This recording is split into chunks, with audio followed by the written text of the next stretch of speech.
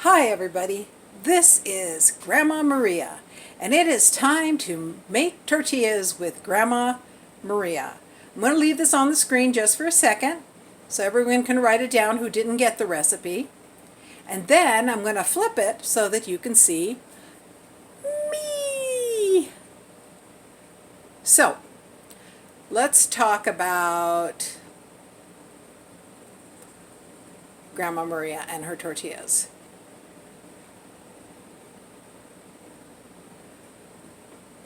Did you get it all written down? Okay. Now as we continue, I want you to know this is not a hard recipe.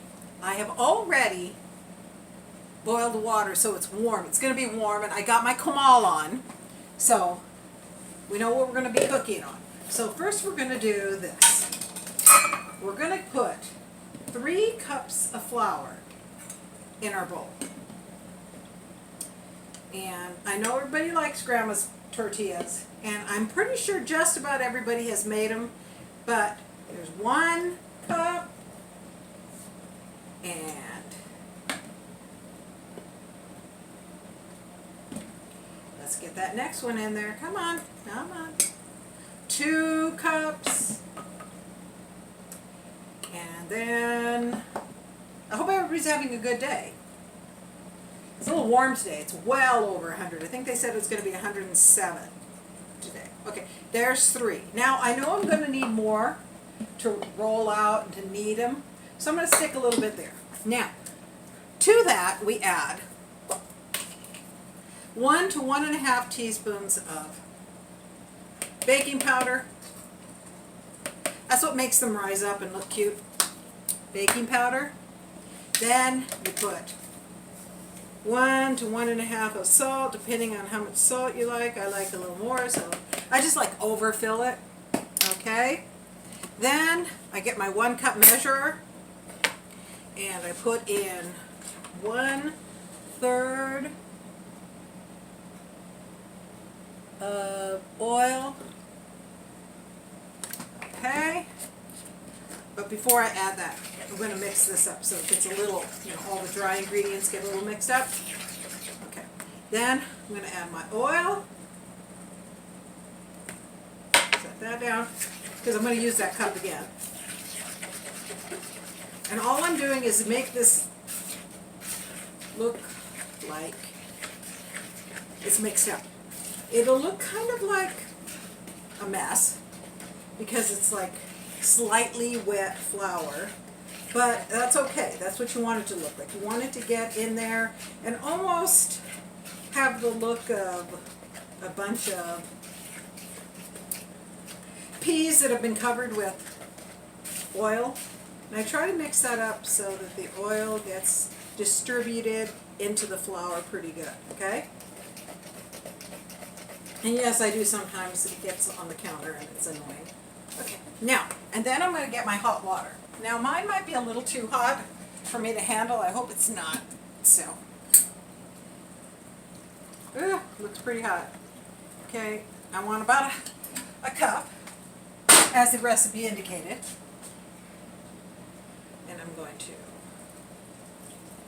pour some of it in and stir it in a little bit. Oops, see what I mean about getting it all over? This is going to be my work surface for kneading. If anybody got to see my very long pita recipe, I should have done that a little differently, but it was a good recipe and the pitas are delicious. Today Papa and I had salad for lunch, so we didn't have pita. Okay. It does get, see, I haven't used it all yet, but, see? I don't know if you can see. Okay. I'm going to add the rest, because it usually takes the whole cup. And I'm going to try and get it all incorporated into the dry ingredients. Now my hands are clean because I've washed them 5 million times, but I like to stir it while it's super hot from the water, if it's that hot, with a fork until I get it to the point where I can touch it. Okay, and it just gets more together, and I try to push it down into the dry with the fork. If you have something else you'd rather use, I just seem to always have used the fork, and I turn it over so the dry ingredients get incorporated that are way down at the bottom. Now, when it looks like I've just got about all the dry ingredients, I squeeze it, push it down, squeeze it, push it down, squeeze it, push it down. That kind of picks up those dry ingredients. See, I almost got them all from the bottom, see? Almost. But almost all the dry ingredients. So, I'm going to do that till I have dry ingredients all into my bowl. Then I'm going to take it and put it on my board here, or my counter. I'm fortunate enough to have a good counter for this. If it needs a little more flour just to keep it from sticking while you're kneading it, put a little flour on there. Try to keep your crumbs near the center. And you're going to knead it, knead it, knead it, knead it, like that, see? Keep kneading it. Whoa! I have my hair in a ponytail. Why did I take it down? Okay, knead it, and see, it gets, really, it comes together pretty fast. See it? So, you do this for about 8 minutes. Just knead it on like, but the magic of television, Grandma's little video camera, is going to show you this. After you do all of this for about 8 minutes, you're going to plop off balls the size you're going to roll. Okay? You should be able to get between 10, 12, sometimes 13, depending on how small or how big you want your tortillas. See? It really doesn't matter. You don't have to have a certain amount. Smaller ones are good for little kids because they stay warm longer near their plate. But, well, let's just say I did all that, right? And 8 minutes have gone. I would take the same bowl that I used, okay? Same bowl. And I sprinkle a little flour in. Okay? So it's all over the bottom of the bowl. Then I will make the balls and put them in there because they're going to sit and rest. Anywhere from, the least amount of time I've done is maybe 15, 20 minutes to let them rest. Kind of coat them a little in the flour sometimes because that keeps them from sticking together. Okay? Okay? Then I put that edge next to the next one, so like that, like that. Yeah, that's my little extra flour for rolling them out. Yeah, that one felt a little too big. That feels a little too big. I don't like them that big because we make quesadillas out of them, and I don't fold them over. What I do is I take one quesadilla, butter one side, put it on the comal, and put cheese on it, and if I want to put any meat at that time, then I butter another tortilla and put the not buttered side on the cheese side, and therefore it makes a big round one, and I just cut it with a pizza cutter. Now, here are all the little balls. They're going to rest. We're going to want them to rest. So I'm going to take a rag, let's just say I'm taking this rag, and cover it up for the 15, 20 minutes, and then magically, these are ready. See? These have been resting. Now, what I'm going to do, I may need a little extra flour. Push it off to the side, which you're not going to use. You can use it in a second. Now, I'll take my rolling pin out. Maybe I'll use Itas today. I'm going to roll. Mine aren't always circular. Roll it in the flour so it doesn't stick on your work surface. This one's definitely not going to be round. I'm not even sure if it's going to be square, but it's close. Thin or thick, as you would like. Thicker it is, the longer it takes to cook. Thinner it is, the less time it takes to cook. Now, let's say I got this one ready, okay? I'm going to throw it on my comal that I preheated to about a half. I think I do mine at about a 4, 3/4. Now, if you can see that, it's already bubbling up. Hoping you can see that. Now, when it bubbles up sufficiently, I'm going to turn it over, because you don't want it to burn. The first one, you're kind of up in the air, right? So, hopefully you can see that. Yeah, okay. And you peel it off and put it down. See, that one got a little burnt because it's the first one. Some of the heat, residual heat, hasn't been taken off. You press it down on this side and let it cook the rest of the way. See that? That's not totally cooked. That's just, it's just about done. That's as long as it takes.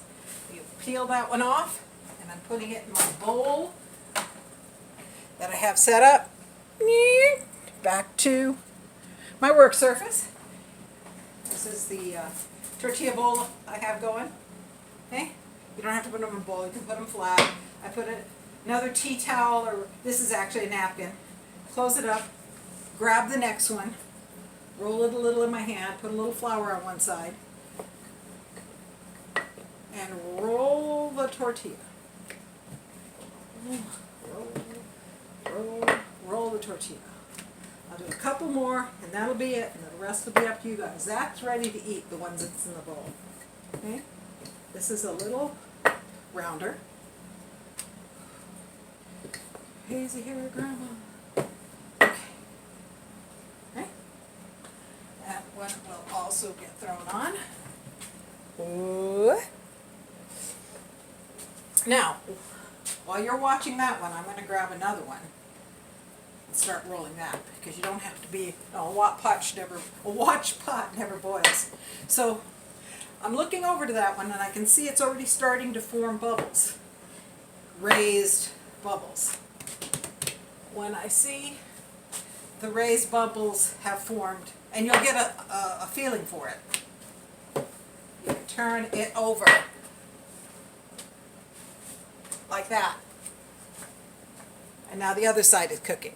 And as I showed you, you do this.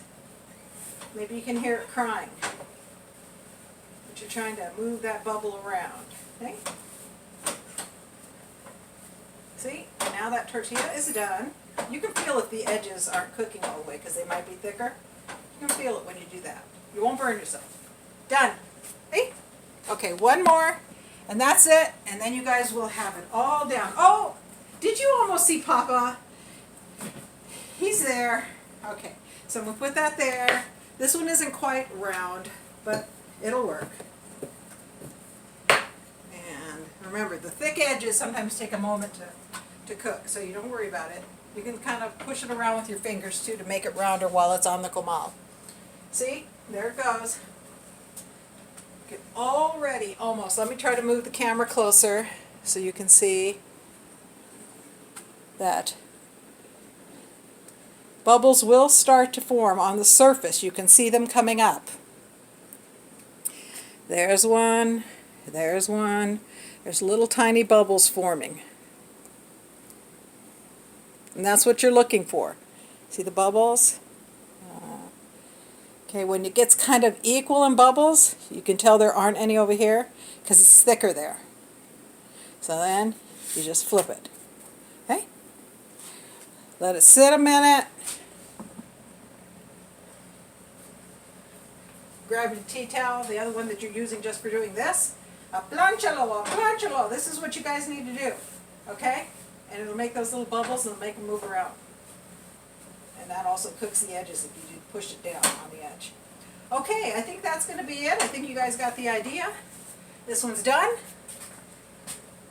Bye from Grandma. If you need any extra help, just let me know. Bye-bye.